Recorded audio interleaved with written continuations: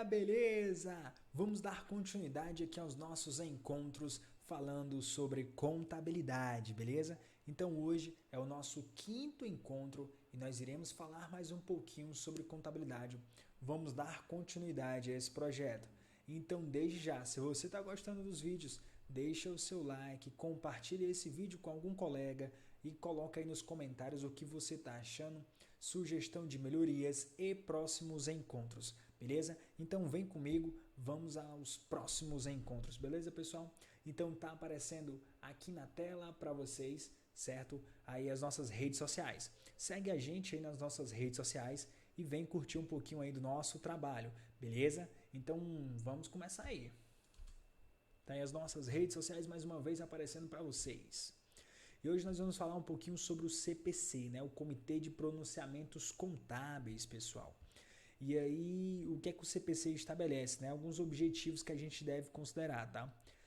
Desde já, o CPC estabelece que o fornecimento de informações que sejam relevantes.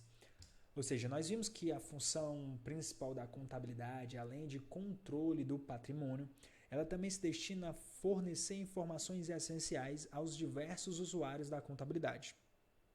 E o CPC 00 vem trazer também alguns elementos e objetivos, né? Então, o comitê, esse grupo de pessoas intelectuais gabaritadas que se reúne para discernir sobre contabilidade, fala que ele emite o CPC onde traz várias normas sobre mensuração de estoque, sobre ativos, sobre passivos, sobre lançamentos, enfim. Esses detalhes são mais importantes para quem realmente estuda contabilidade, não é o nosso foco. O nosso foco é apenas estudar aquilo que pode cair em prova. E esses detalhes, essas peculiaridades aí, não nos interessa, beleza? Não nos interessa. O que interessa para a gente é foco e objetividade.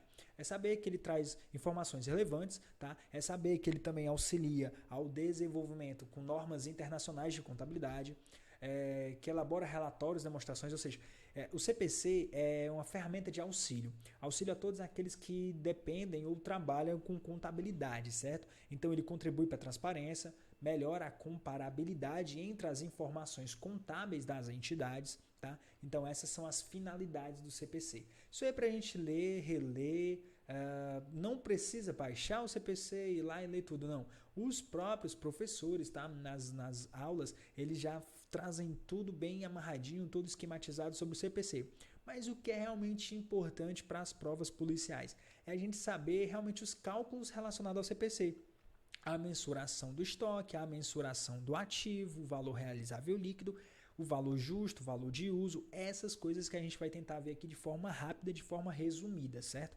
Até porque não tem tanta incidência, é importante, mas tem outras coisas importantes que nós podemos focar. Então ele diz que a finalidade das demonstrações é justamente aquilo que eu sempre venho dizendo, né? Fornecer informações essenciais, informações úteis aos mais diversos usuários, sejam internos, sejam externos, ao processo de tomada de decisão. Ou seja, aos gestores, a capacidade deles conseguirem avaliar a sua administração, a sua gerência dentro do patrimônio da entidade, verificar quais são as contas maiores, o que a empresa realmente tem, qual é o resultado da empresa em determinado período e aí traçar estratégias para melhorar a sua posição financeira e econômica, né, perante as outras entidades e perante o mercado. Já os usuários externos, né? Os investidores, por exemplo, antes de comprar uma ação, ele vai olhar aquela empresa e ele vai ver, nossa, essa empresa tem tudo isso de ativo, ela tem poucas obrigações, ela paga os dividendos em dias, ou seja, é uma empresa organizada, é uma empresa que dá rentabilidade e vou investir nessa empresa, os investidores, os acionistas, certo? Então, a contabilidade é extremamente essencial e essa é a finalidade das demonstrações, fornecer informações essenciais, auxiliar o processo de tomada de decisão dos mais diversos usuários, pessoal, beleza? E aí a principal finalidade realmente é essa, não tem para onde fugir, é fornecer informações úteis. É repetitivo, mas é para fixar isso aí, porque tenho certeza que virá uma questão tentando levar você para outro lado e tá aí já a resposta, beleza? E aí, pessoal, nós temos basicamente duas características qualitativas que estudamos, tá? Existem as características qualitativas, fundamentais e as características qualitativas de melhoria, beleza? Então, o que acontece? Nós vamos estudar um pouquinho, tá, sobre as fundamentais e sobre a de melhoria e falar um pouquinho sobre cada uma. De forma bastante resumida, é importante saber quais são, o que se trata cada uma, mas aprofundar aspectos teóricos, leitura de CPC, isso aí eu não acho tão interessante. Acho que talvez seja uma perda de tempo se você não tem tempo, tendo em vista as outras matérias. Mas se você tem tempo, ótimo. Leia, estude, faça um resumo, assista umas videoaulas de aprofundamento. Mas nós aqui vamos ser objetivos. É uma forma de resumir, é bater o olho e dar continuidade. Depois a gente vê aí se a gente consegue incluir, se vocês estiverem gostando, um módulo de questões sobre isso aí, beleza? Então, as qualitativas fundamentais, pessoal, basicamente duas, a relevância e a representação fidedigna. Em questão da relevância, falando sobre a relevância, tá? Ela fornece informações, tá? Informações que devem ser capazes de fazer a diferença na tomada de decisão. Ou seja, a relevância, pessoal, ela tem uma característica de trazer aí que a informação seja estritamente essencial. Aquilo que eu vou dizer, a informação tem que ser essencial. A informação ela deve ser essencial aos usuários da contabilidade. É justamente isso, pessoal. Ela tem que ser capaz de fazer a diferença na tomada de decisão. Uma informação relevante é aquela que faz o impacto ao usuário, é aquela que vem para o usuário e causa realmente ali a possibilidade do usuário tomar uma decisão. E para isso, pessoal, ela usa o valor preditivo e o valor confirmatório, beleza? Ela usa valor preditivo e valor confirmatório. O valor preditivo, pessoal, está relacionado à capacidade da entidade conseguir demonstrar ali, através da sua relevância, tá, que o usuário ele possa prever resultados futuros. Ou seja, o usuário ele pode, a partir da demonstração contábil, ele pode prever possibilidades que venham a ocorrer com aquela entidade. Ou seja, tem as informações do ano passado, as informações desse ano. Então, com base nessas informações, eu consigo observar resultados que possam vir. Se a empresa vem desde muito tempo subindo no mercado, ganhando investidores, pagando bem seus dividendos, então é óbvio que pelo andar da carruagem, comparando as informações dessa empresa com ela mesma, ela é sim uma empresa com possibilidades futuras, tá? Futuras de bom investimento, né? E bom retorno para mim, que sou um investidor. E também para os diretores, né, que está dando lucro na empresa. Então eu posso prever a partir desses resultados, eu também posso comparar com as outras entidades do mesmo mercado, do mesmo nicho ali que estão caminhando na economia, certo? E ela também tem que ter valor confirmatório, né? Além das informações poder ter essa capacidade de predizer algo que possa ocorrer, a relevância ela também traz a questão do valor confirmatório, que é justamente ela fornece um feedback, pessoal, que elas podem confirmar, tá? Ou alterar as avaliações anteriores. Por exemplo, há 2 anos atrás, né? Desde 2 anos atrás, a empresa vem subindo alto na economia. Então, ela vem ganhando mercado, vem pagando bem seus dividendos, vem aumentando as fatias de mercado dessa entidade. Então, eu consigo confirmar através das informações que estão colocadas esse ano para mim que realmente essa empresa ela vem crescendo, ela vem ganhando mercado. E a partir também da análise de mercado, a partir do fornecimento de informações de outras entidades, eu consigo comparar essas informações, certo? Então eu consigo que a relevância é justamente isso, ela me traz informações que eu possa tomar a decisão se eu vou investir ou não. Ela consegue trazer para mim uma característica que eu vou olhar para essas demonstrações e vou predizer, olha, realmente ela vai me dar uma possibilidade de rentabilidade melhor. Eu consigo confirmar através dessas demonstrações que ela vem em uma ascensão financeira. É isso que a característica de relevância traz para a gente, é importante lembrar. Característica qualitativa fundamental de relevância é influenciar na tomada de decisão, uma informação relevante. E aí eu também tenho, pessoal, uma qualitativa fundamental chamado de representação fidedigna, tá? A representação fidedigna. E pessoal, na representação fidedigna, tá? Ela não traz só informações que sejam relevantes, como nós vimos, né?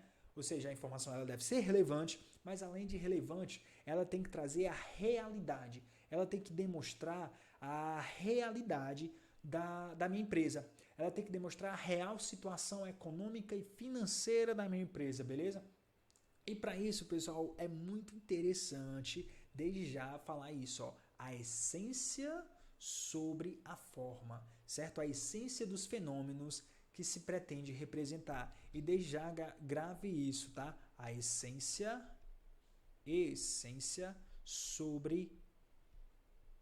sobre a forma. O que quer dizer isso, pessoal? É o seguinte, a minha informação, ela tem uma característica qualitativa fundamental de relevância, como falamos nesse instante. Então, ela traz informações que sejam úteis à tomada de decisão, com valor preditivo e valor confirmatório. Ótimo, valor preditivo e valor confirmatório. Mas, além dela trazer essas características para mim, ela também tem que demonstrar realidade, de forma fiel, o que aquela empresa realmente apresenta, o que aquela empresa realmente tem, o que realmente aquela empresa é no mercado. Ela é uma empresa que está dando rentabilidade, ela é uma empresa que está dando prejuízo. Ela tem que transparecer isso para mim, pessoal. E a essência sobre a forma é justamente isso. Existe a formalidade legal da demonstração, do lançamento, da contabilização de um ativo, mas eu tenho que primar, pessoal, pela essência, certo? Pela essência.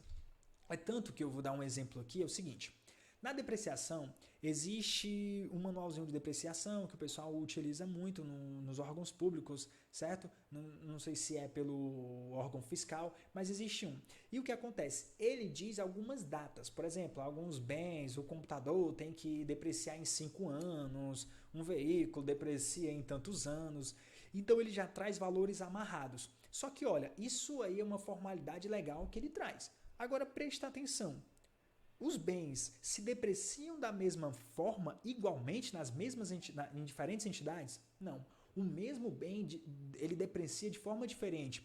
Quem vai falar a depreciação do bem, por exemplo, é uma avaliação que um técnico daquela entidade vai fazer, porque é ele que sabe o uso daquele bem dentro daquela entidade. Se usa muito, de forma constante, usa pouco, desgasta menos. Então, isso é a essência. A essência deve prevalecer sobre a forma. Então, existem questões que falam que os lançamentos devem seguir a formalidade legal independente da sua essência ou dos fenômenos. E está errado, porque a essência deve prevalecer sobre a forma. Beleza, pessoal? É isso aí. E para que atinja essa representação fidedigna, para que possa ser alcançada essa representação fidedigna, pessoal, é interessante lembrar que ela traz três características, certo? Ela tem que ser uma informação, deixa eu ver se eu coloquei para vocês, ela tem que ser informação completa, tá? Ela tem que ser informação completa, ou seja, tem que representar a realidade da entidade de forma completa, com todas as informações necessárias para que os usuários possam compreender, tá? A real situação da entidade, constante todos os fenômenos ali que possam ser representados, as descrições e as explicações necessárias à compreensão do usuário, pessoal. Então, ela realmente é uma informação completa, tem que ser completa, beleza? Ela também tem que ser uma informação neutra, tá? Ela tem que ser uma informação neutra. A neutra é que ela não tem tendência, ela não opta por um partido. Então, ela tem que ser neutra. Ela não possui uma inclinação sobre favorecer ou não a empresa, não. Ela tem que ser neutra porque ela tem que demonstrar a realidade das informações. Ou seja, ela é completa no sentido que ela traz todas as características essenciais, ela traz todas as informações válidas, tá? Para que essa representação seja de forma fiel da entidade. Ela é neutra porque ela não toma partido da entidade ou de algum usuário. Ela é neutra porque ela demonstra a informação como ela é, como ela deve ser. Ela demonstra a sua realidade. E ela é livre de erros também. Ela também é livre de erros, sim. Ela é livre de erros porque ela não pode conter erros. Então tem que ser uma informação limpa, tem que ser uma informação que possibilite realmente a compreensão da entidade como ela é. Então, se eu tenho um erro nessa minha informação, já prejudica as características qualitativas fundamentais. Então, ela tem que evitar os erros de lançamento, erros nas informações. Então, guarda aí. Eu tenho as características qualitativas fundamentais em que eu tenho a relevância, que é a capacidade de influenciar a tomada de decisão, que usa valor preditivo e valor confirmatório. O valor preditivo é que eu posso predizer, fazer previsões futuras daquela entidade com base nas informações, e o confirmatório eu posso ter um feedback, eu posso confirmar ou alterar uma percepção da entidade com base nas comparações que eu faço das informações contábeis. E eu tenho a representação fidedigna, que é a representação fiel, a essência da entidade, o que ela realmente é, o que ela demonstra ser no mercado. E aí, para isso, eu preciso que a informação seja completa, traga todas as suas características, todos os fenômenos envolvidos. E eu também preciso que ela seja neutra, que ela não tome nenhum partido, defender a entidade, o diretor, ou algum sócio, ou um nicho de mercado. E eu também tenho que ela seja livre de erros, que ela não contenha erros para melhor representar as minhas informações. Essas são as características qualitativas fundamentais. E aí, eu entro sobre as qualitativas de melhoria. Então, as características qualitativas de melhoria, pessoal, eu trago um mnemônico para vocês, tá? Que é justamente esse aí, ó, o TCC, que é tempestividade, comparabilidade, capacidade de verificação e compreensibilidade. Já guarda esse mnemônico, tá? O TCC ou TC3, tá? Como você preferir, ou C3T, como você preferir, mas guarda aí, TCC, tempestividade, comparabilidade, nós vamos falar um pouquinho sobre cada uma delas. Vamos iniciar aqui sobre a tempestividade, pessoal. As informações, elas devem ocorrer de forma tempestiva. Ou seja, pessoal, ela deve ocorrer no tempo certo, tá? Ela deve ocorrer de maneira a qual seja possibilitada ao usuário tomar a decisão. Se uma informação chega até o usuário de forma demorada, não chega em tempo hábil, ocorre uma falha, porque o usuário ele demora a tomar a decisão. E se ele demora a tomar a decisão, pode ser que ele não opte por investir numa empresa, ele deixa de investir, o cliente deixa de comprar, isso tudo pode ocorrer. Então a informação ela deve ocorrer de forma tempestiva, ou seja, no tempo correto, no tempo hábil, para que as tomadas de decisões possam ocorrer. Também, pessoal, não adianta ter informações ultrapassadas. As informações elas devem ser atualizadas, bem atuais, constantes ali, certo? Então, informações atuais.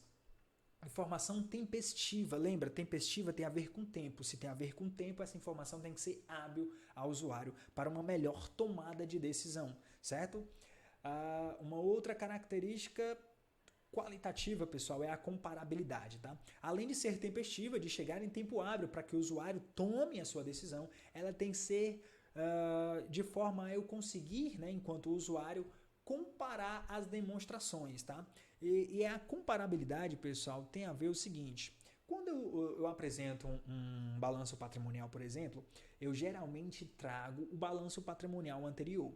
Ou seja, se eu apresentei o balanço de 2020, eu trago também o balanço de 2019, para eu poder ter uma noção de como estava a minha empresa no ano de 2019 e como está a minha empresa no ano de 2020. Ou seja, o quanto eu tinha de ativo, de passivo, meu patrimônio líquido. E em 2020 eu também vou ver quanto meus ativos ficaram, o quanto eu tinha em caixa, o quanto eu tenho em caixa, qual foi o meu lucro ou prejuízo no ano de 2019, qual foi o meu lucro ou prejuízo no ano de 2020. Então essa possibilidade, a característica de comparabilidade é justamente isso. Eu pego as informações lá com a característica fundamental de relevância, ela deve ser útil, ela deve representar, úteis, né? Elas devem ser úteis, elas devem representar de forma fiel a situação da entidade, e eu consigo comparar através disso. Olha, eu consigo ver realmente a entidade teve uma melhoria, a entidade teve aqui um prejuízo, ela decaiu, e eu consigo também a comparabilidade através das informações de outras entidades similares. Por exemplo, eu tenho empresas no ramo de vendas de um determinado produto, tá no ramo de cosmético. Então, dá um exemplo. Aí eu tenho empresa A, eu tenho empresa B. Eu consigo comparar, pessoal, qual é a melhor empresa. Então, eu tenho empresas com capital aberto, onde eu posso investir, eu consigo comparar, olha, essa empresa dá tanto de rentabilidade aos dividendos, paga no tempo certo, dá uma comissão a mais por isso, por aquilo, essa outra já não. Então, com as informações apresentadas às entidades, tá? Eu consigo tomar a decisão enquanto usuário investidor e enquanto usuário interno, diretor de uma entidade, sócio, a administração da entidade, ela também consegue definir a melhor estratégia para a entidade. Então é justamente isso a característica de comparabilidade, certo? Além de ser tempestiva, de chegar em tempo hábil ao usuário tomar decisão, ela também tem que ser dar a comparabilidade das informações, beleza? Show de bola? Prosseguindo. Ela também tem que ter, pessoal, a capacidade de verificação.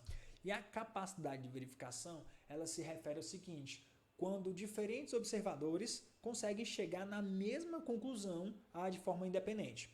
Então, o usuário X, ele olha aquelas informações, ele consegue entender que aquela empresa deu lucro. Realmente a empresa, ela deu lucro, ela está numa situação econômica financeira ótima. E um outro usuário, a partir do conjunto da leitura daquelas informações, ele também consegue descrever a mesma situação, sem que um converse com o outro, ou seja, de forma independente. Os administradores compreendem isso, os usuários externos, os investidores, os acionistas, o governo consegue compreender isso. É uma capacidade de verificação.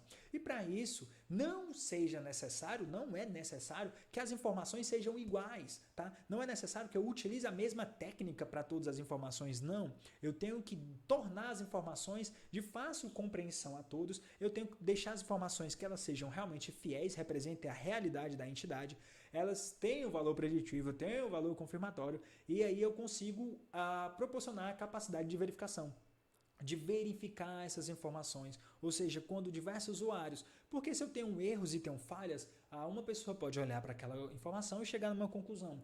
Outra pessoa pode ver aquele cenário e a partir de um erro daquela informação ele compreende realmente outra coisa. Então, essa capacidade de verificação tem a ver com isso, que usuários consigam chegar a uma mesma conclusão, a uma mesma concepção, beleza? Que bom seria que todos os investidores olhassem para aquela entidade e dissessem: essa entidade é top, vamos investir nela.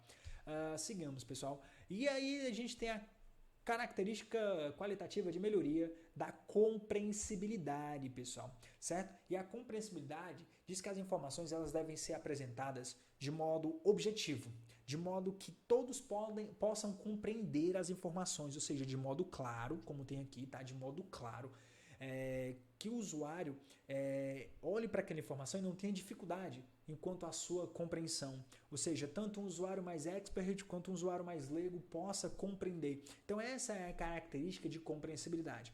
Ou seja, nas características qualitativas de melhoria, nós temos as características de tempestividade, a informação tem que chegar em tempo útil, tem que chegar em tempo hábil para que o usuário tome a decisão. Eu posso também comparar essas informações através da característica de comparabilidade. Eu posso chegar a essas informações a partir de informações anteriores e fazer o confronto dessas informações, bem como a da minha entidade com outra entidade, da entidade que reporta, que é aquela entidade que está colocando ali as suas informações com outras entidades do mesmo nicho, do mesmo mercado, e aí eu consigo comparar essas informações. Eu também tenho uma característica qualitativa de melhoria, de capacidade de verificação, onde diferentes observadores chegam na mesma conclusão, e da compreensibilidade, onde as informações têm que ser claras, objetivas, sucintas, que possibilitem os diversos usuários a compreender essas informações, pessoal. Então é isso, tá? Passando aqui para vocês mais uma vez, tá aqui, tá? Repetindo, beleza. Então sigamos, pessoal. Então aí, fazendo um resumo, tá? As características qualitativas de melhoria é justamente o TCCC. TCCC, tempestividade, comparabilidade, capacidade de verificação e compreensibilidade. As características qualitativas fundamentais, relevância e representação fidedigna, o RERE. Pessoal, o que é importante daqui? Então vamos lá, o que é importante daqui, que está apresentado aqui para vocês, tá? O que é importante? É importante você entender que existem as características qualitativas das informações. Então, as informações, existem as características qualitativas fundamentais e as de melhoria. E elas trazem circunstâncias e prescrevem algumas ideias que é importante a gente saber. Mas de forma resumida, se você não tem tanto tempo e não quer se aprofundar nisso, entenda. As características fundamentais, pessoal, elas falam da relevância, representação fidedigna. A relevância é a capacidade de que o usuário tome uma decisão, de influenciar o usuário a tomar a decisão. E ela usa valor preditivo e valor confirmatório. O valor preditivo, ele consegue prever possibilidades futuras para aquela entidade. O valor confirmatório, ele consegue confirmar a respeito de determinados períodos da entidade até o momento em que a informação chega até ele.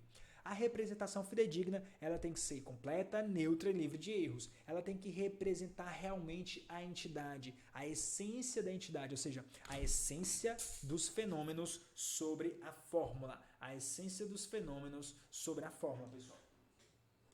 E nesse contexto, que ela representa a essência dos fenômenos sobre a forma, ela traz uma informação completa, ela traz uma informação neutra, tá? Uma informação completa com todos os fenômenos representados, uma informação neutra que não tem partido, não tem lado, e uma informação livre de erros, que não pode ter erros na informação para que ela possibilite ao usuário representar de forma fiel a entidade. E as qualitativas de melhoria é o TCCC, que traz para você a questão da tempestividade, ela tem que chegar em tempo hábil, em tempo útil para a tomada de decisão do usuário. Ela tem que ter a característica de comparabilidade. O usuário pode comparar as informações, tanto com a mesma entidade, como as informações da entidade, com as de outra entidade. Ela também tem que ter capacidade de verificação, onde vários usuários podem chegar numa mesma compreensão através daquelas informações. Tá? E a característica da compreensibilidade, pessoal. A compreensibilidade diz sobre a informação concisa, a informação clara, objetiva, sucinta, que o usuário consiga compreender. Belezinha? E vamos continuar, pessoal. E aí nós entramos agora sobre os estoques, beleza? Falando sobre a mensuração dos estoques.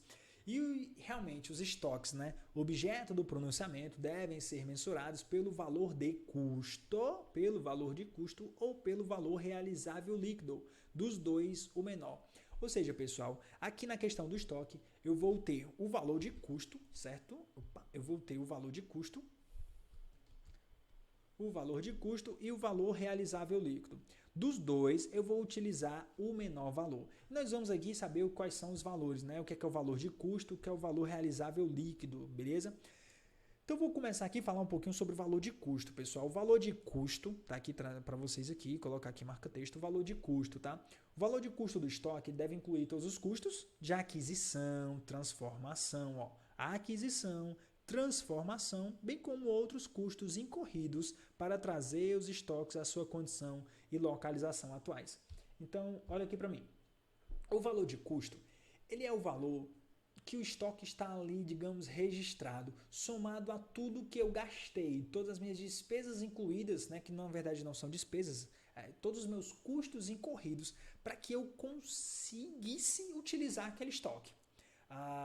Aquele bem, aquele ativo. Então, o valor de custo dos meus estoques, ele é justamente o preço, né, o valor que eu paguei por ele, tá? Digamos, o meu estoque hoje, se eu compro somente mercadoria, a mercadoria já está pronta e eu vou revender, então eu pago na aquisição, tem o custo de frete, tem o custo de armazenamento, tá? No meu almoxarifado, por exemplo, tem todos esses custos incorridos, né, e atribuídos ao meu estoque. Então, esse é o meu custo. Agora, se eu compro matéria-prima, eu vou produzir, então o meu custo de estoque ele vai ser justamente a compra da minha matéria-prima, o preço, o valor pago pela matéria-prima, o valor que eu paguei na transformação de todos os insumos até se tornar o meu produto final para que eu possa vender, também o custo de armazenamento desse produto. Então, o meu custo de estoque é tudo isso, é todo o valor que está atribuído ao meu estoque para que eu consiga vender, certo? Até o momento da produção. Depois daí se torna despesa. Por exemplo, o frete, vou dar um exemplo para vocês, esse exemplo é importante. O frete. O frete, no momento da compra de uma mercadoria ou de uma matéria-prima, ele é um custo. Ele incorre no custo e ele vai acrescentar o valor dos meus estoques. Agora, o frete, no momento da venda, ele se torna uma despesa de venda, beleza? Grava isso, mas estamos falando aqui de valor de custo. Então, o valor de custo é esse, pessoal. É o valor incorrido na compra de um ativo, que é o meu estoque ou matéria-prima, e a transformação, ou seja, o processo de transformação, de produção, que eu levo para colocar esse valor para funcionar, esse estoque para funcionar e eu conseguir vender. E o outro valor é o valor realizável líquido, pessoal. E o valor realizável líquido, pessoal, é o preço da venda estimado no curso normal dos negócios. Ou seja, guarda isso aqui, ó, o preço da venda estimado, deduzido os custos estimados para a sua conclusão e gastos estimados necessários. Ou seja, eu tenho um estoque hoje, se eu fosse vender esse estoque agora, nesse exato momento, quanto é que eu conseguiria por ele, deduzido todos os custos dessa venda? Esse é o meu valor realizável líquido. Ou seja, eu tenho um valor de custo, que é o valor interno, digamos assim, é um valor interno, é o valor que eu tenho dentro da minha instituição, dentro da minha entidade, o qual é composto pelas minhas compras, pelos meus custos, por exemplo, frete, custos de transformação que eu tenho ali atribuídos a esse processo, certo? Então esse é o meu valor de custo. E eu tenho o meu valor realizável líquido, que é justamente se eu fosse transacionar esse estoque, quanto que iria valer, quanto que ele estava definido para mim. Dos dois, pessoal, pelo princípio da prudência, eu tenho que usar o menor. Então, pelo princípio da prudência, eu uso o menor valor entre os dois, até porque no princípio da prudência, nós utilizamos para os ativos o menor valor e para os passivos o maior valor. Beleza? Então, vamos aos exemplos, tá? Se eu tenho que escolher o menor entre os dois, pessoal, então, por exemplo, vou mensurar os meus estoques. Se o meu valor realizável líquido no período fosse de 100, tá? Digamos aqui, meu valor realizável líquido fosse de 100 e o meu valor de custo fosse de 90, qual seria a mensuração do meu estoque? Ou seja, quanto que valeria o meu estoque no momento de uma venda, no momento que eu fosse contabilizar? Qual é a mensuração do meu estoque? A mensuração do meu estoque, o CPC fala, que é o menor valor entre os dois. Ou seja, o menor valor entre os dois é justamente aqui nesse contexto o valor de custo, porque custa aí R$90.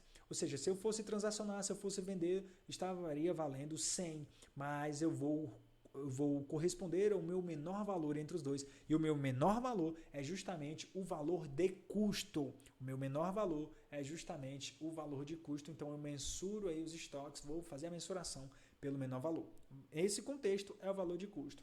Agora, se o meu valor de custo fosse 200 e o meu valor realizável líquido fosse 150, aí eu teria uma inversão, porque o meu valor de custo, tudo que eu gastei ali, os custos incorridos com compra, com transformação, somaram 200. Então, eu tenho um valor de custo de 200. Já o valor que eu coloco esse bem para vender, deduzido todos os impostos, é 150. Então, vou registrar ele em 150, porque é justamente o menor valor entre os dois, tá? O menor valor entre os dois. Então, grava isso, que na mensuração do estoque eu vou utilizar o menor valor entre o valor realizável líquido e o valor de custo. O valor realizável líquido é o valor do qual eu coloco esse estoque à venda, deduzido todos os impostos. Se eu fosse transacionar ele naquele momento ali, se eu fosse trocar ele naquele momento, deduzido todos os gastos incorridos ali dessa transação. E o valor de custo é o valor ali do meu estoque somado à compra com todos os gastos incorridos para que eu consiga colocar aquele estoque para venda. Beleza? Guarda isso e vai ser o menor entre os dois. E aí vem uma questãozinha para a gente, e a questão diz: uma mercadoria cujo custo de aquisição não possa o custo de aquisição. Vamos até marcar aqui, o custo de aquisição. Falou aqui de valor de custo de aquisição. Não possa mais ser recuperável, não possa ser mais recuperável. Deve ser mensurada a valor justo até a sua venda definitiva. Ou seja, na mensuração do estoque, eu tenho que ou eu vou mensurar pelo valor de custo, ou eu vou mensurar por qual outro valor? Falei nesse instante? Valor recuperável líquido. Muito bem, valor recuperável líquido. Está aqui para vocês, né? O valor realizável líquido. Eu coloquei recuperável. Valor realizável líquido, realizável. E aí, pela palavrinha, a gente já descobre, né? Se realizável não me dá uma ideia que eu vou transacionar. Valor de custo me dá a ideia justamente que está ali atribuído à minha entidade. Então, vai ser o menor entre os dois, tá? O menor valor entre os dois. Então, vai ser o menor valor entre os dois. Eu vou olhar para a questão agora, e aí eu acho que vocês já mataram essa questão.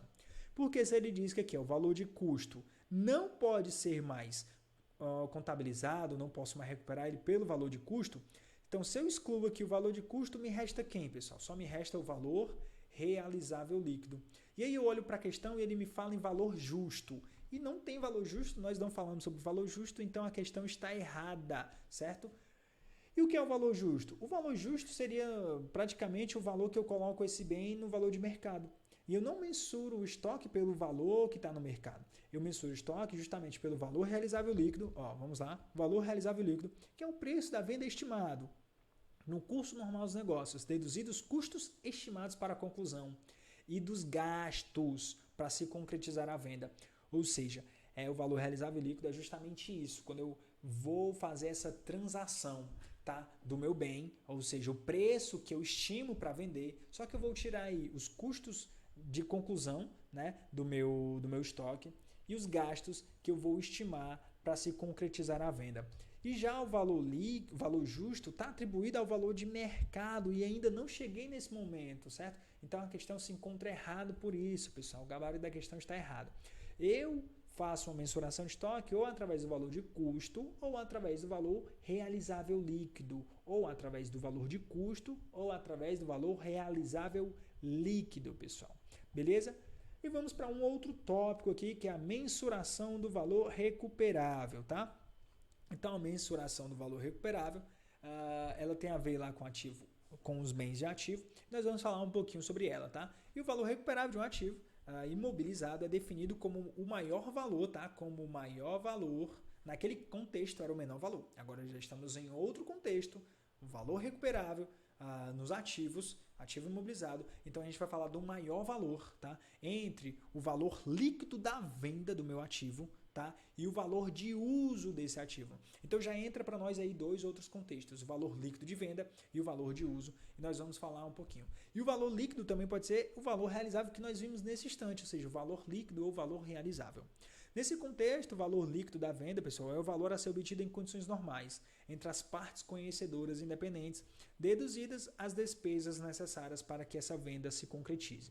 Então, o valor líquido, tá?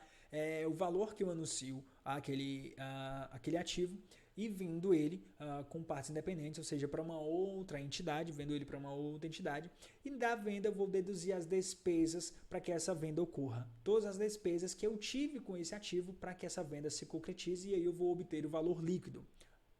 Belezinha? Já o valor de uso, pessoal, é o valor presente do fluxo de caixa, que deve resultar o ativo, ou seja, é o valor que eu teria utilizando esse bem na minha entidade, beleza? E aí eu posso dar um exemplo do seguinte, se eu tenho um caminhão hoje por R$200 mil contabilizado para mim, se eu for vender esse caminhão de R$200 mil hoje, ele pode trazer para mim no máximo o mesmo valor de 200 mil, mesmo deduzindo todas as despesas incluídas para que eu concretize essa venda. Mas se eu optar por usar esse caminhão, meu valor de uso ele pode chegar a 250 mil dentro da minha entidade, porque eu vou utilizar esse caminhão para gerar benefícios econômicos. Então, o maior valor entre os dois vai ser o valor de uso, porque ele está garantindo o maior valor para a minha entidade. Belezinha? Entenda isso. Valor líquido ou valor de uso, eu utilizo o maior valor entre os dois. E dando um exemplo, nós vamos ter. Se o valor realizável líquido no exemplo fosse os de 200 mil e o valor de uso fosse os 250 mil, eu vou utilizar o maior valor entre os dois. E o maior valor entre os dois é justamente, nesse exemplo, o valor de uso, ou seja, eu manteria o meu bem, não iria vendê-lo, eu ia manter o meu bem na entidade porque ele ia me gerar um benefício econômico de 250 mil reais, beleza? Então, como se calcula a questão da perda por desvalorização de um ativo? Porque isso aqui, pessoal, é para quando a gente precisar calcular a desvalorização de um ativo.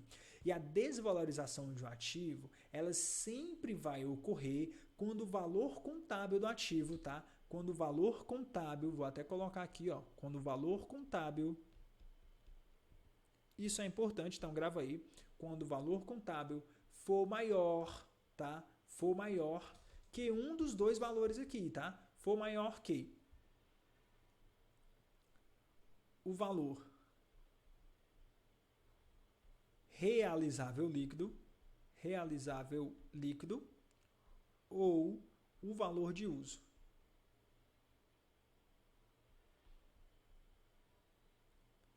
Então, se ele for maior, pessoal, eu vou deduzir. Se o meu valor contábil for maior do que o maior valor entre os dois, eu vou deduzir. Por quê? Porque acontece que o meu bem, o meu ativo, está registrado num preço bem maior, ou seja, está supervalorizado. E se realmente eu for colocar esse meu ativo em uso, eu vou ter uma perda.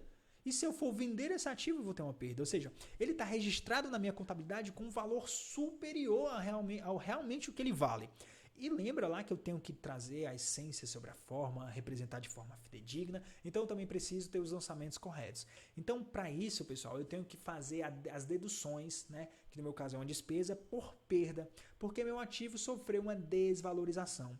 Então, se o meu valor contábil está maior, eu preciso reconhecer essa perda. E o que é que eu vou fazer? É simples, eu vou pegar aqui o meu valor contábil, tá? O meu valor contábil. Digamos que o meu valor contábil nesse exemplo seria 270 mil, ou seja, meu caminhão valeria 270 mil na minha contabilidade. Só que se eu fosse vender ele com todas as despesas, ele só está valendo 200 mil. Deduzindo todas as despesas, líquido para mim volta a 200 mil. Se eu for utilizar esse caminhão na entidade, ele vai me gerar benefícios econômicos de 250 mil. Qual dos dois eu vou optar? O maior entre os dois, 250 mil. Beleza. Então, o meu valor contábil é de 270 e o meu valor recuperável do ativo, quem é? Lembra que é o maior valor entre os dois? E ali a gente diz que é o valor em uso. E qual foi o valor? De 250 mil. Então, quando eu subtrair o valor contábil de 270 menos o maior valor entre os dois, que é o valor de uso, que vai ser o meu valor recuperável do ativo, ou seja, quanto eu consigo recuperar transacionando esse ativo. Eu vou ou vender de forma líquida, deduzindo as despesas, ou eu vou utilizar, que ele vai me gerar um benefício econômico. Vai ser o maior entre os dois, foi o valor de uso de 250 mil. Valor contábil menos o valor recuperável do ativo, que foi o valor de uso, 270 menos 250, eu vou reconhecer uma perda de 20 mil. Tá? Então, eu vou reconhecer uma perda de 20 mil e vou ter que lançar essa despesa com perda por desvalorização, no valor de 20 mil reais. Certo, pessoal? É isso que nós temos para falar aqui, beleza? E nós temos até uma questão aqui para a gente tentar responder. Essa questão eu tirei lá do projeto 60 pontos do professor William Notário e do Rani Passos de Informática, tá? Então vamos lá. Uma empresa comprou por 200 mil. Opa, 2 mil, né? 1, 2, 3. Eita, aqui é 2 milhões, tá? Uma empresa comprou por 2 milhões uma máquina para uso na fabricação de seus produtos. Sabe-se que a vida útil foi estimada em 10 anos. Ou seja, a vida útil estimada em 10 anos. A empresa costuma constituir um valor residual de 10% para todos os seus equipamentos e utilizar um método linear para a aplicação da depreciação. Ao final do 8º ano de utilização do equipamento, a empresa constatou que a venda do bem geraria um caixa de 50 mil, ou seja, a venda do bem geraria um caixa líquido de 50 mil. Pessoal, quem é esse aqui? Quem é esse 50 mil? Quem é? Esse 50 mil, se a gente for olhar aqui atrás, ó, quem é?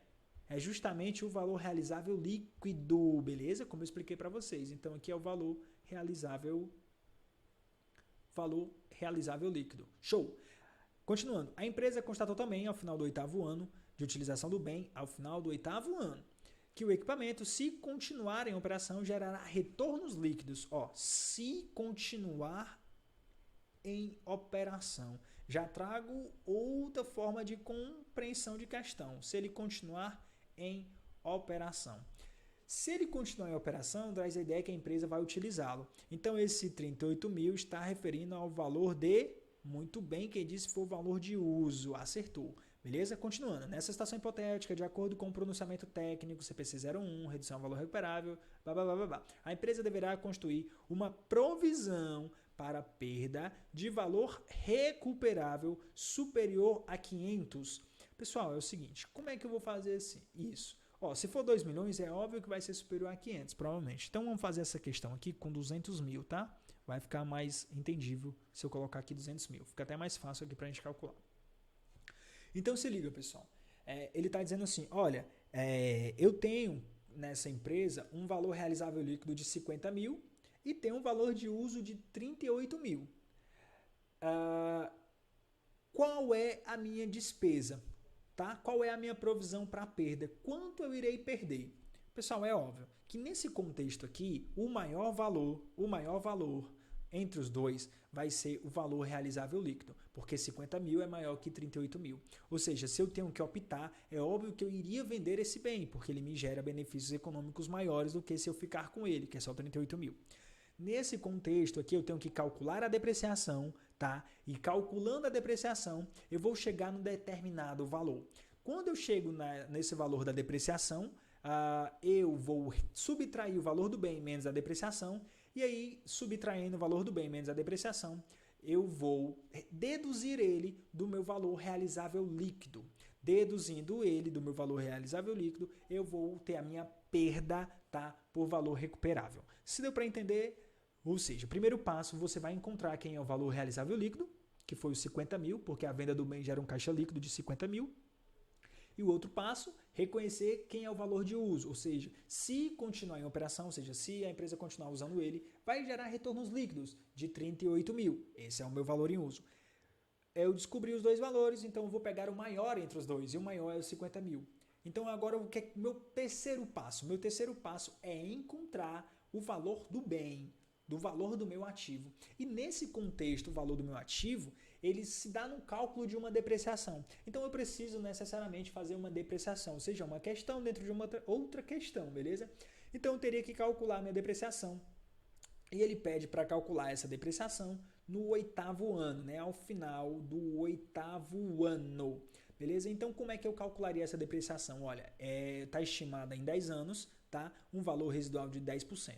Então, o cálculo é assim, pessoal. Você vai ter o valor contábil do bem, tá? Que é de 200 mil. Então, você vai ter aqui um valor de 200 mil.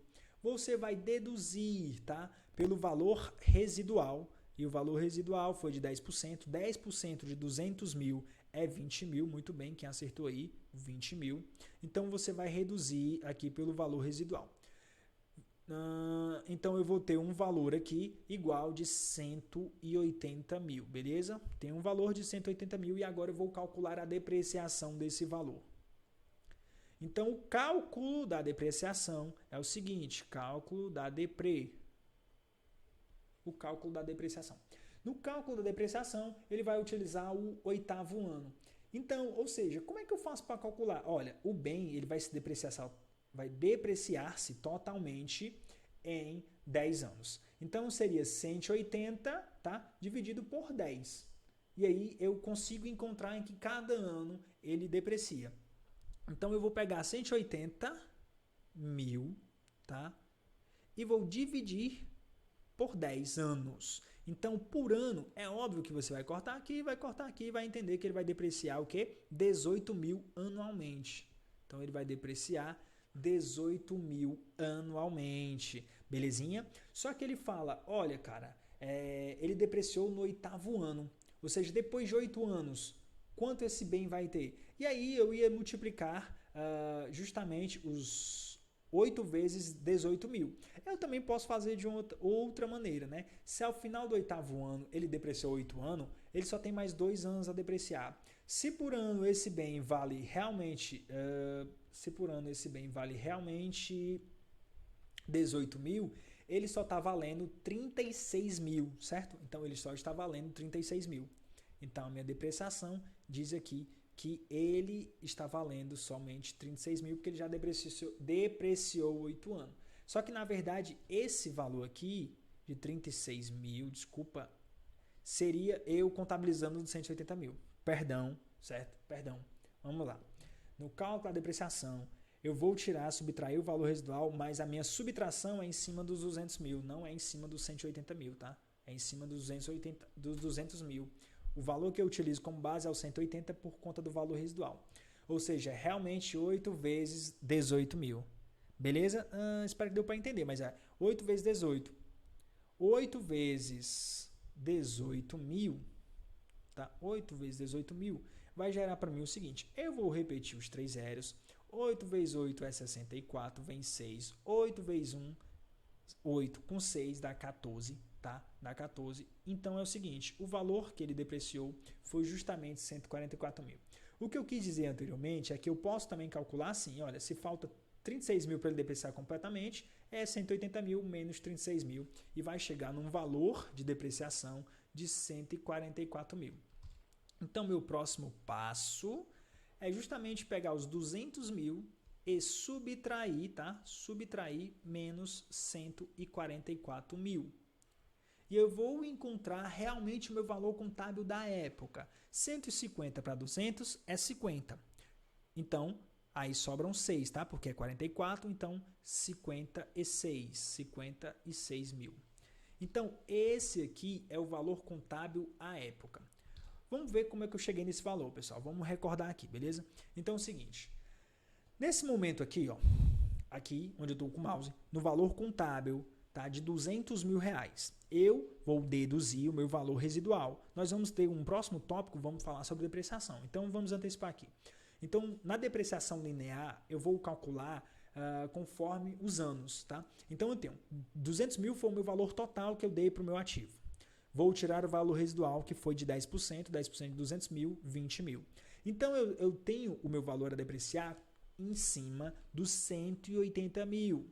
Ele disse que o meu bem vai depreciar em 10 anos, beleza? Então, 180 mil dividindo por 10, todo ano esse bem deprecia-se 18 mil. Ao final do ano, eu tenho que reconhecer uma despesa de depreciação de 18 mil.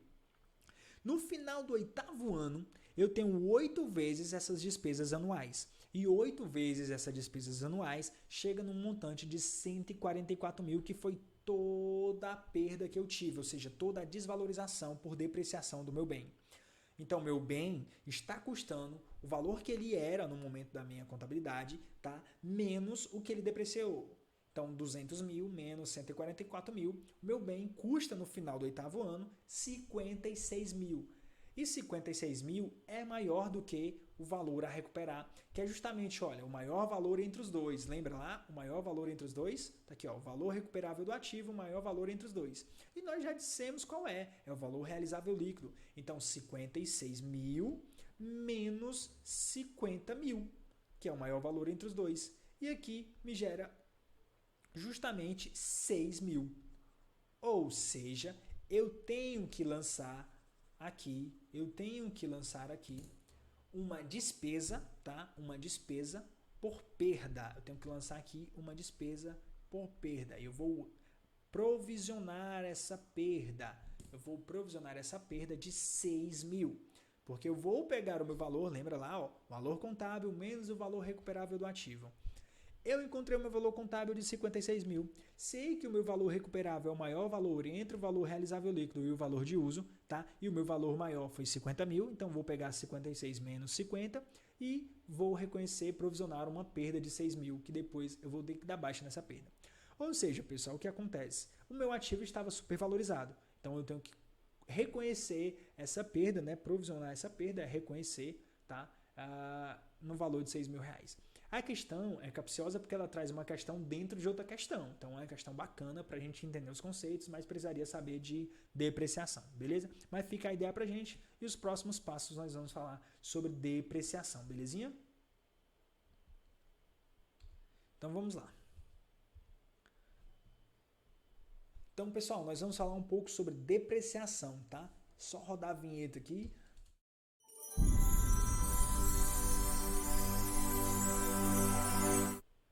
Beleza, galera, vamos falar sobre depreciação, certo? Então, a depreciação, existe alguns métodos que a gente pode trabalhar. Existe o método linear das contas constantes, existe a depreciação por uso, né? A questão de horas trabalhadas, tempo de máquina, soma dos dígitos. Vamos começar aqui com o método linear ou cotas constantes. Nós fizemos uma questão no tópico anterior sobre depreciação. E depreciação é justamente isso, pessoal. Eu tenho aí que o meu bem, né, meu ativo, ele vai desvalorizar conforme eu estou utilizando. A ideia é quando você compra um carro e sai da concessionária, o que é que o pessoal diz? Esse carro não custa mais os 50 mil que você deu. Você já tirou da concessionária, no mínimo, se desvalorizou 10 mil reais. Então eu só compro ele por 40. Quer agora? Tipo isso, o pessoal chega, né, então... Isso é depreciação, é a desvalorização do seu bem pelo uso e pelo tempo.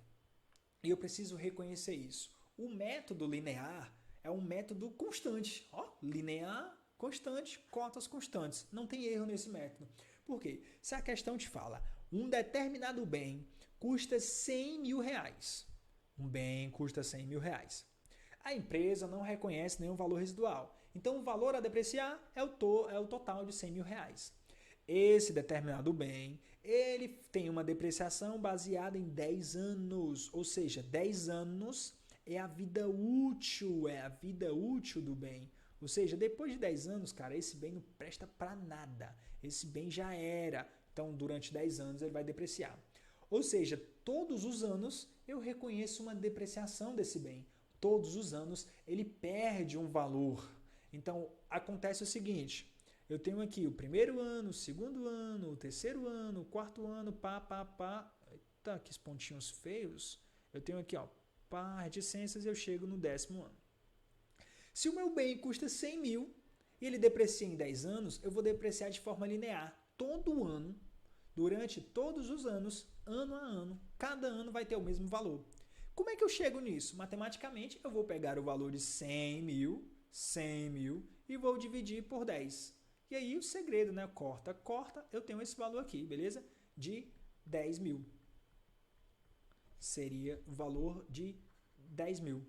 Certo? Então, todos os anos, ele vai reconhecer 10 mil. Ou seja, no primeiro ano eu tenho 10 mil.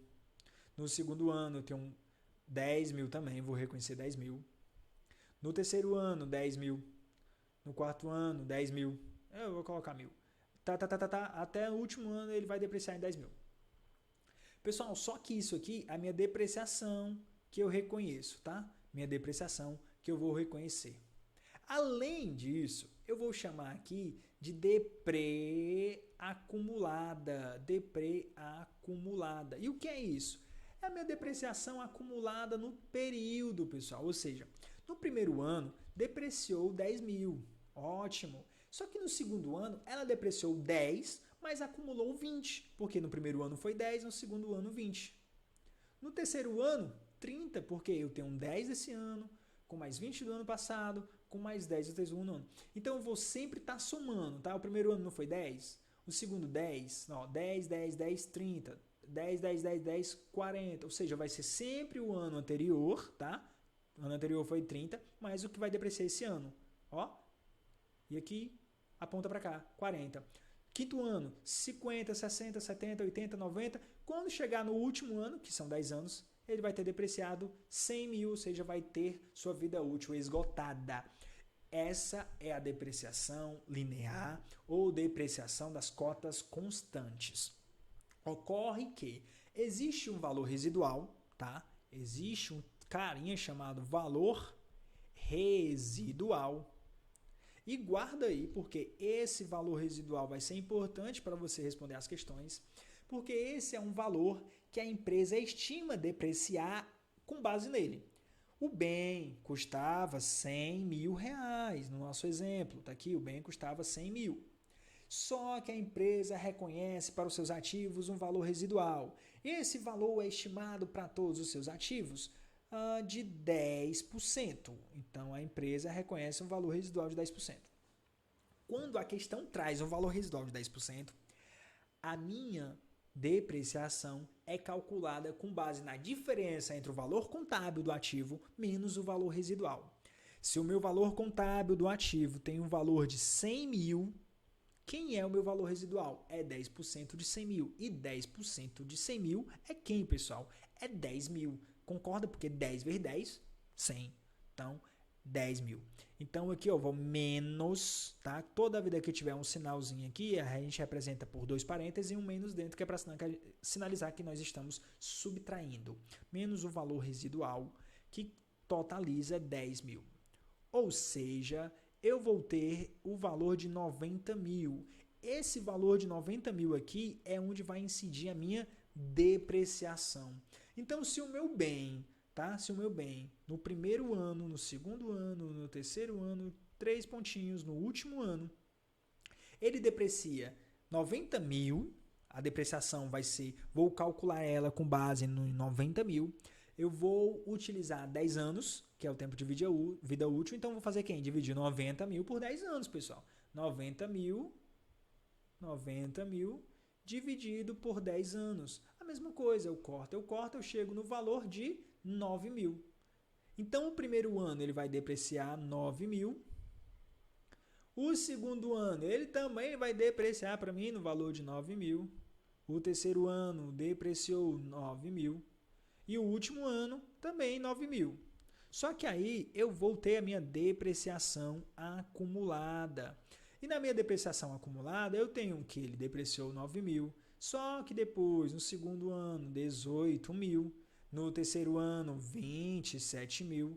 E no último ano, 90.000. Beleza? Então eu cheguei a isso. Ou seja, aqui eu tenho a minha deprê.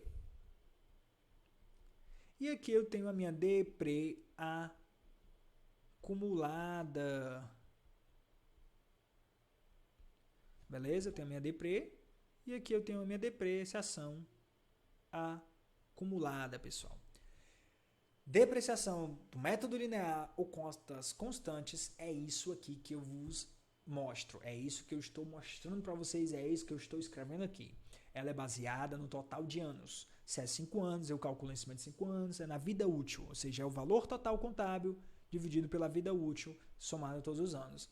Ou o valor residual, né, que eu vou utilizar quando a questão der. Pode ser em porcentagem, que eu vou calcular em cima do valor contábil, ou pode ser um valor, ele pode estimar um valor X também, estipular o valor, 2.000, 1.000, 10.000, no caso a questão foi 10%. E aí quando a questão perguntar qual é o valor, nesse contexto aqui de baixo do valor residual, qual é o valor em que a empresa, no final do terceiro ano, vai reconhecer como depreciação acumulada do seu terceiro ano, ela depreciou isso aqui, depreciação acumulada 27.000. E você pode fazer isso com qualquer ano, beleza? Com qualquer ano. Se ela está depreciando 9.000, qual é o valor no quinto ano? Ou seja, é 5 vezes 9. No quinto ano, ela depreciou 45.000. E por aí você vai brincando até encontrar, certo? Isso aí é uma terapia para vocês poderem levar para casa e fazerem cálculos. Vamos a um próximo contexto. Desculpa. Então, eu tenho aqui no próximo contexto o método da soma dos dígitos, ou seja, a depreciação pelo método da soma dos dígitos. No método da soma dos dígitos, pessoal, eu vou ter o seguinte, a questão vai me trazer o seguinte, olha, existe um bem, esse bem está no valor de 100.000, tá? Vou trazer aqui também os 100.000. Esse bem está no valor de 100.000. Ele tem um valor residual, tá? De 10%, ou seja, vai dar a mesma coisa, né? Então eu vou botar aqui, ele está no valor de 100.000, ele tem um valor residual de 20%. 20%, vou trazer aqui. Um bem no valor de 100.000, ele tem um valor residual de 20%. E eu quero, a vida útil desse bem, tá? A vida útil do bem, a vida útil dele está estimada em 5 anos. Está estimada em 5 anos. Então a questão te deu o valor contábil, te deu o valor residual e te deu a vida útil do seu bem.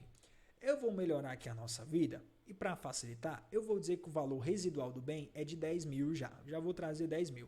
E vou colocar aqui 110.000 de propósito, para facilitar nos cálculos, para vocês compreenderem.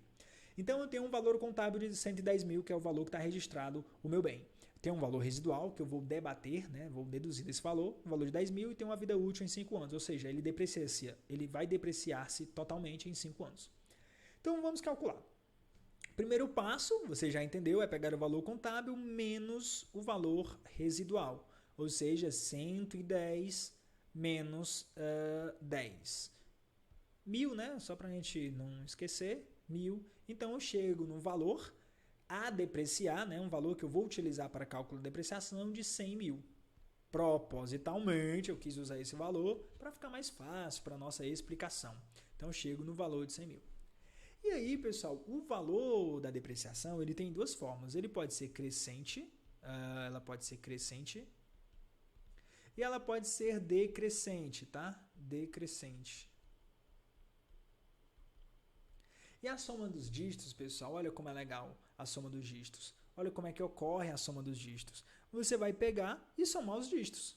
Como assim somar os dígitos? Cara, a vida útil é 5 anos. Então, o que é que você vai fazer? 5 anos, você vai 1 mais 2 mais 3 mais 4 mais 5. 1 mais 2 mais 3 mais 4 mais 5 igual a 15. Então, você tem que a soma dos dígitos é igual a 15. Caraca, que bacana, que interessante. Realmente é interessante.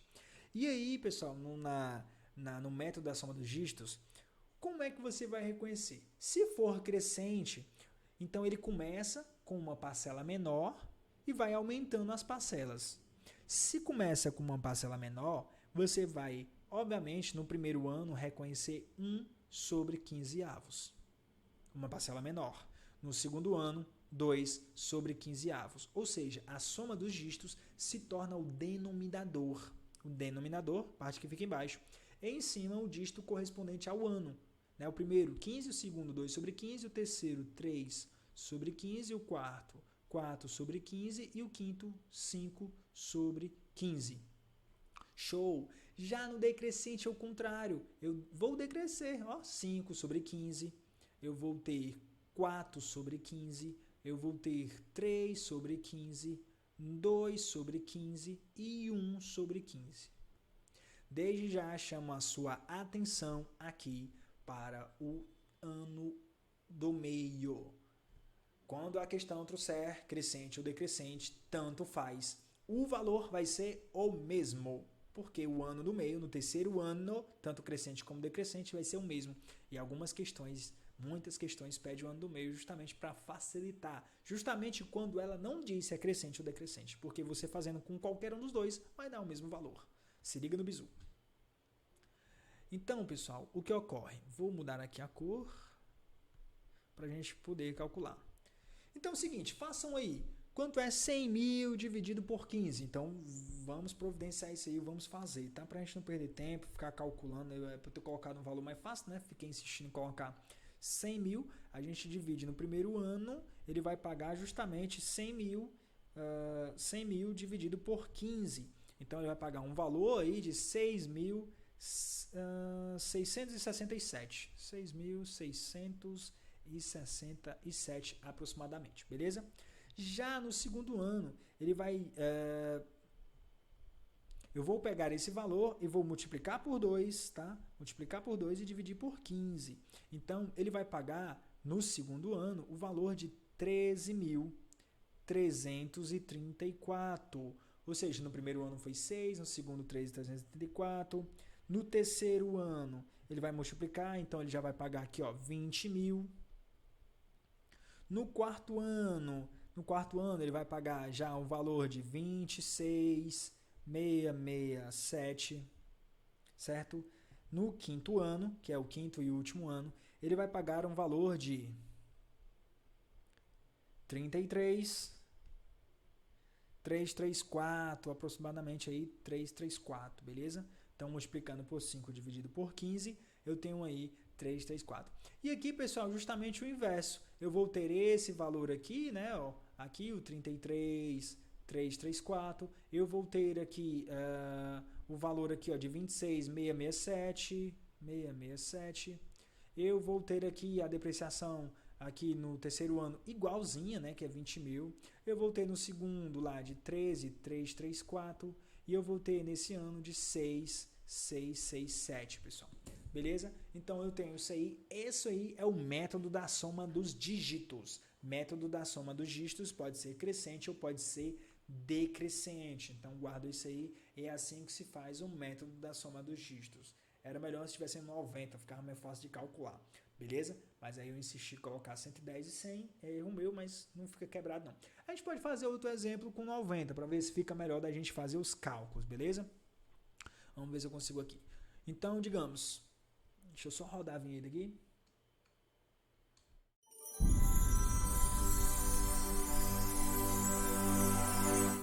Então, pessoal, esse exemplo tá de depreciação. Esse exemplo aqui, de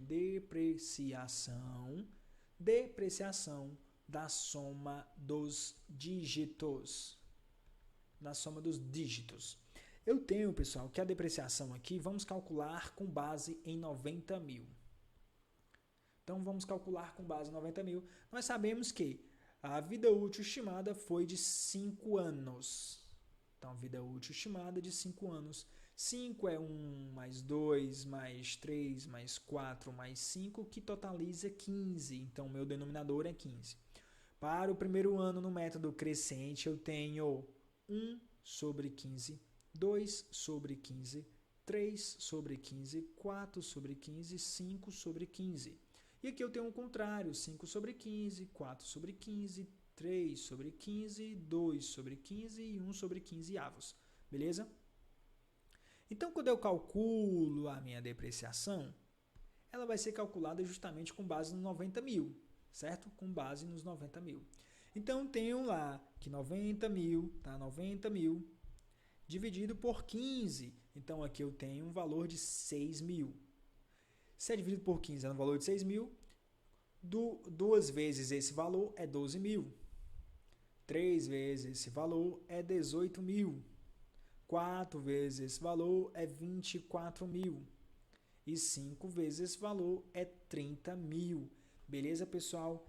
30 mil. Então, aqui eu vou fazer justamente o valor, tá? Contrário lá do que eu venho calculando, pessoal. Ó, eu tenho aqui, ó, pam, pam, pam, pam. Então, eu tenho, se dividir por 15 aqui é 30 mil. Aqui é 12 mil. Aqui é 18 mil. Aqui é 18, isso, 24 mil. E aqui é 30 mil. Ou seja, desculpa, eu errei aqui, né? Aqui é 24, tá decaindo, tá? Tá decrescendo. Isso aí, obrigado aí por avisar aí. Aqui é 12 e aqui é justamente o 6. Desculpa aí. Então, eu tenho que no método crescente, tá? Esse aqui é o método crescente. E esse aqui é o método decrescente.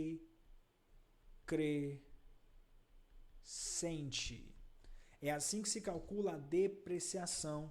Ah, eu perdi. É assim que se calcula a depreciação na soma dos dígitos. Pessoal, foi mal, eu perdi, não deu para você printar. Eu acho que eu apertei aqui, enfim. Mas fica o exemplo. Então, o método crescente, tá? O método crescente é esse e o método decrescente é esse. Crescente, as parcelas vão aumentando e decrescente, as parcelas vão diminuindo. Treine aí com 90 mil ou com 60 mil, porque são números divisíveis por 15, então fica mais fácil você fazer esse treino. Só que sua questão não vai vir assim tão fácil, não. Então já fica o exemplo aí com 100 mil mesmo para dificultar. Se você chegar a somar todo esse valor aqui, ó, de 6.667, 13 mil, o dobro aqui, o dobro, se você pegar aqui, ó, seria 6 mil, 12 mil, 18 mil, 24 mil e os 30 mil, né, de 6 em 6. Aqui vai a mesma lógica, pessoal. Aqui é 2 vezes 2.667, isso dá 3.334. Se você somar todo mundo aqui, você vai chegar num montante de 100 mil reais, que é justamente o valor total depreciável. Entenda, soma dos dígitos, você vai pegar o valor da vida útil, né, o total da vida útil, que são 5 anos, e vai somar 1, mais 2, mais 3, mais 4, até chegar em 5. Se fosse 10, 1 mais 2, mais 3, mais 4, mais 5, mais 6, até chegar em 10. Se for apenas 3 anos, 1 mais 2, mais 3. Se for 2 anos, 1 mais 2. Então, você vai fazer isso. Na parte de cima vai ser o ano que você está depreciando, na parte de baixo vai ser o denominador. E aqui já fica fácil você encontrar, porque no primeiro ano depreciou isso, no segundo ano depreciou isso, no terceiro ano depreciou isso, no quarto ano depreciou isso, no quinto ano depreciou isso. E isso aqui, pessoal, tá? Isso aqui é a depreciação acumulada no período. Beleza? Depreciação no período, porque naquele ano depreciou isso aqui. E você vai ter que depreciar. Tá? Belezinha? Então é isso que você vai ter que utilizar, pessoal. Aprende aí. E lembrando que o terceiro ano, tanto no crescente como no decrescente, são iguais. Essa aí é o método da soma dos dígitos. E o resto do treino vem com questões. Então vamos seguir aqui. Eu também tenho a depreciação das unidades produzidas. Ou seja, eu tenho uma máquina que tem uma capacidade total de trabalho e ela tem uma capacidade máxima de produção. A partir do momento que ela começa a produzir, ela se deprecia. Se eu calculo pelas unidades produzidas, se minha máquina tem uma capacidade estimada de 100 peças, sua vida útil é produzir 100 peças, e ela produz 50, chegou na metade da sua vida útil. Beleza? Se ela produz 90% da sua vida útil. Quando ela completa 100 peças, ela chegou na sua capacidade máxima de vida útil. Então, vamos reconhecer isso aqui, o método das unidades produzidas. Dá até um exemplo, a máquina com capacidade total de produção de 100 mil peças. Trabalhou por 2 meses, produzindo 150 mil peças. Ou seja, cara, é simples. 150 mil peças, não foi?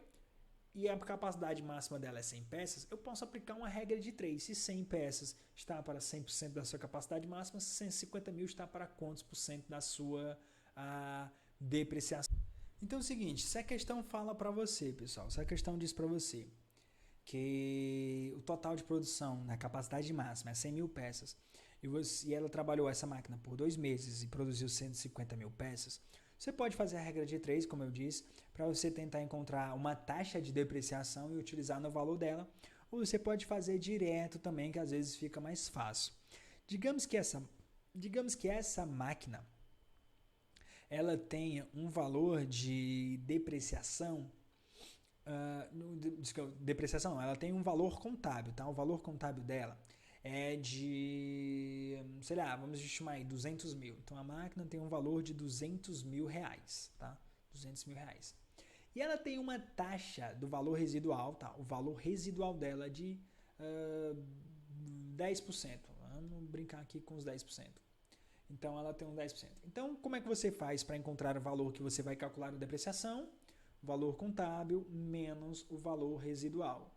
O valor contábil foi no valor de 200 mil. O valor residual é 10%, então 20 mil. Ou seja, você vai calcular a depreciação com base no valor de 180 mil. 180 mil é esse o valor que você vai utilizar para o cálculo da depreciação. E como é que eu calculo a depreciação? É o seguinte, você vai calcular a depreciação da seguinte maneira.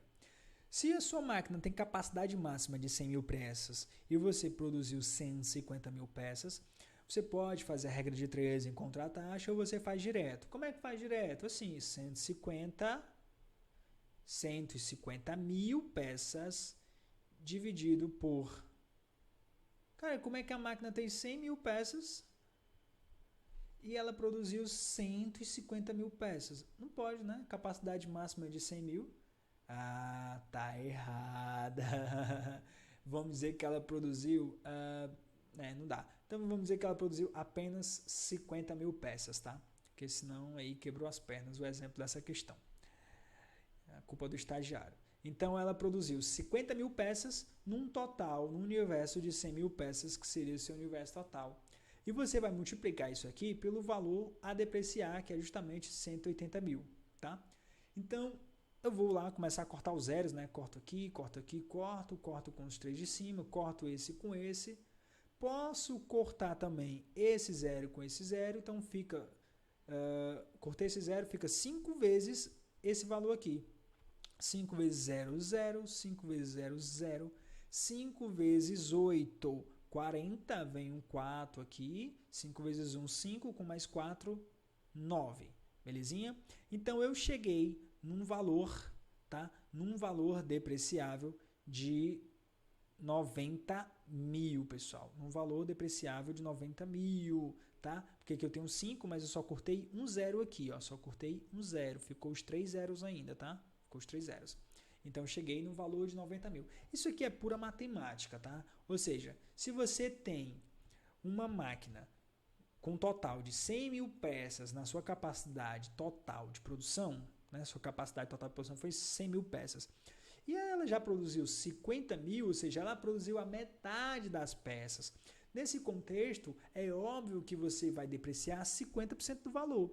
Se era 80 mil, 50% é 90 mil. Beleza? Então, esse exemplo ficou muito fácil, ficou muito tranquilo, porque ela depreciou metade. Então, você nem calcularia, você olharia para o valor e diria, tá, o valor depreciado dela foi a metade. Ou seja, 90 mil foi o valor depreciado. Então, qual é o custo dela hoje? O custo dela é justamente 180 menos 90? Não. O custo dela é os 200 mil, tá? Menos 90 mil. Então, o meu valor contábil a ser lançado é no valor de 110 mil. Então, se te perguntar na questão qual é o valor contábil dado o item após a depreciação e o valor de 110 mil. Ela depreciou 90 mil. O valor contábil antes era de 200 mil, você calcula a depreciação sobre o valor deduzido, né, que é o contábil menos o residual, que foi no caso 180 mil. E você vai chegar no resultado final de 110 mil. Esse aí é o método das unidades produzidas. Ou seja, você vai pegar o quanto produziu, dividir pela capacidade total e multiplicar pelo valor que vai depreciar, que é o valor contábil menos o residual. Beleza? É tranquilo, é simples, é pura matemática. E aí ele também pergunta sobre os métodos das horas trabalhadas, ou seja, sua máquina com vida útil de 100 mil horas trabalhou 20% da sua capacidade, 20% de 100 mil é 20 mil, ou seja, ela trabalhou 20 mil horas.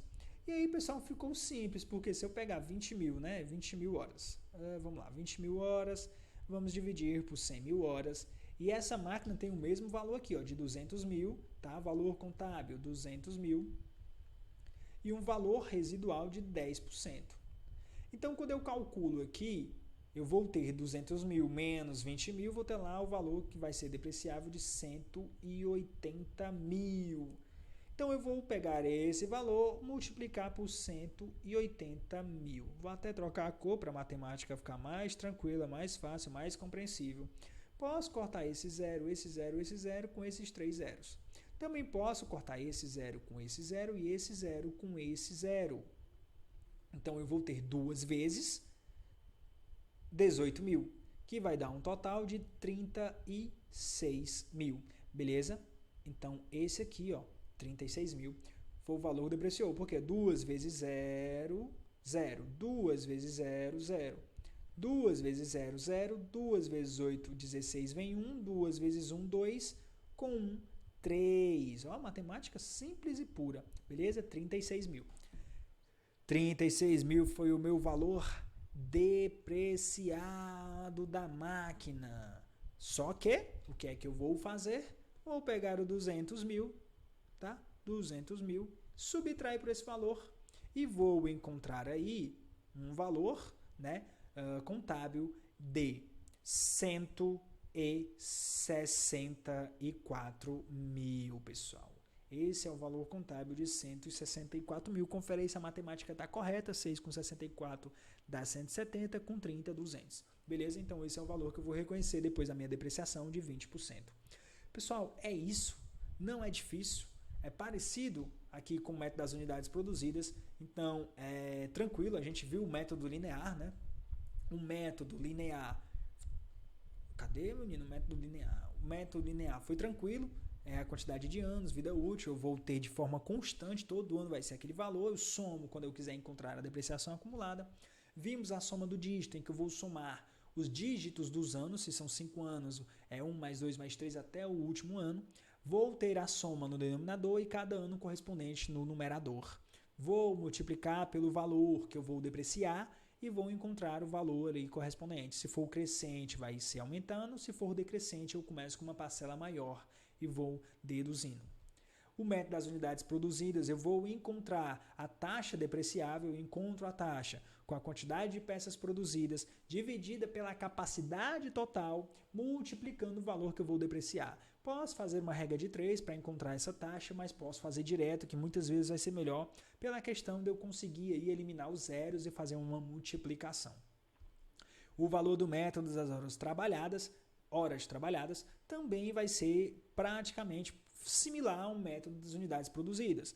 Vou verificar quantas horas a máquina trabalhou, vou dividir pela capacidade total de horas que ela pode trabalhar, vou encontrar uma taxa, certo? E encontrando essa taxa, eu vou multiplicar pelo 180, ou, na verdade, pelo valor que vai depreciar. E o valor que vai depreciar é o valor contábil do lançamento do bem, o custo do bem, menos o valor residual estimado para os ativos, que no caso da questão foi de 10%, que foi eu que dei esse 10%. Então, ela trabalhou 20%, ela trabalhou 20 mil, que esse 20% de 100 mil é 20 mil, ela trabalhou 20 mil dividido por 100 mil, que multiplica os 180, que é a depreciar, restou para mim 36 mil, e quando eu subtraio, eu vou encontrar o valor contábil após a depreciação, o novo valor contábil de 164. Pessoal, é isso, tá? Eu espero que você tenha gostado, eu espero que você tenha entendido o conteúdo. Então, desde já, pessoal, eu agradeço a sua participação aqui, tá? Muito obrigado pela sua participação, por ter assistido os vídeos, por ter acompanhado o canal, pela sua inscrição no canal, pelo seu like. Se você está chegando aí, está vendo esse vídeo pela primeira vez, olha os vídeos anteriores, deixa o seu like, compartilha, segue a gente no Instagram. E é isso aí, né? Estamos aqui, esse projeto é para todos aqueles que gostam de estudar, é um projeto gratuito. Então segue a gente, belezinha? Um forte abraço, continue aí na jornada de estudos, não parem.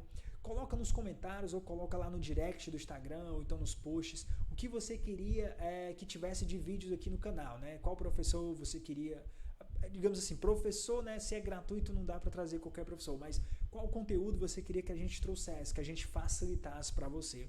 Estamos começando essa jornada com contabilidade, mas o projeto vem com outras disciplinas para alguns cargos aí. É um projeto gratuito, não tem nenhum fim lucrativo, né? É óbvio que posteriormente talvez necessite para manutenção do canal, enfim, mas nesse momento não há necessidade, é um projeto gratuito, então vem com a gente aí, pessoal. Valeu, um forte abraço, fica com Deus e até a próxima. Valeu, pessoal!